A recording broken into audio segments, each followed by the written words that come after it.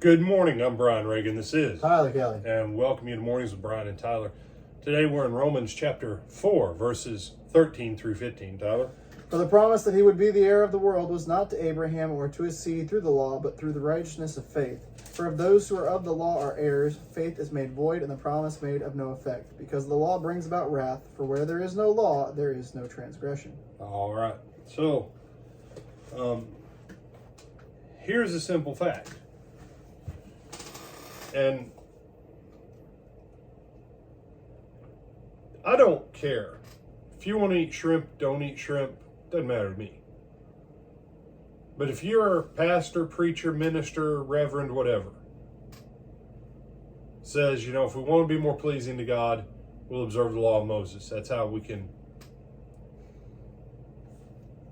The promise came 4 centuries before the law.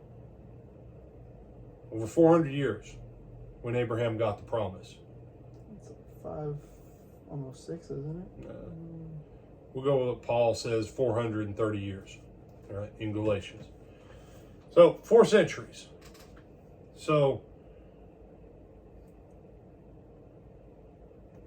first of all, you need to understand the law of Moses. It states it clearly in Exodus. The law of Moses was specifically for the nation of people that he brought out of Egypt. Mm-hmm. When he repeats it in Deuteronomy, the reason for the Sabbath actually is different in those 2 listings of the 10 Commandments. Because the first group of adults that had been slaves that were over 20 years of age, they all died in the wilderness except Joshua and Caleb. Mm-hmm. The second group, he gives a little bit different reason for why they keep the Sabbath versus their parents and grandparents. But everything in the law was based upon the promise. The promise was never based upon the law. But the promise was always grounded in the faith of Abraham.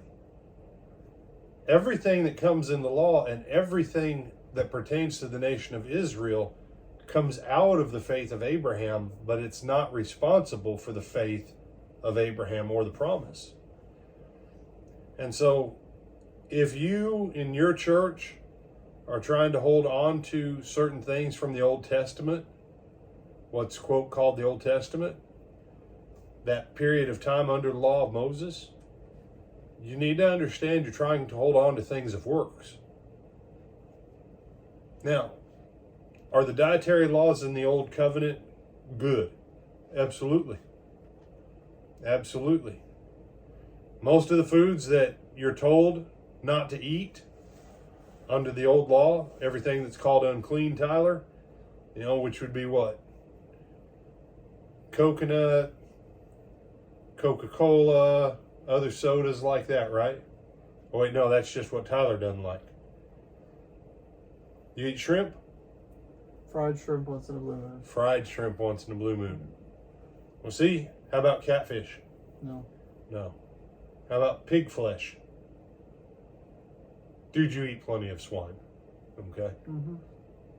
But you start looking at what was not allowed.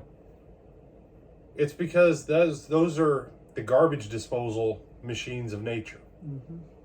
Those aren't the healthiest foods for you to eat.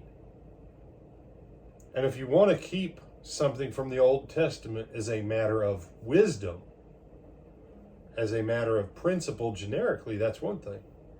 But to keep it because you think God's going to love you more,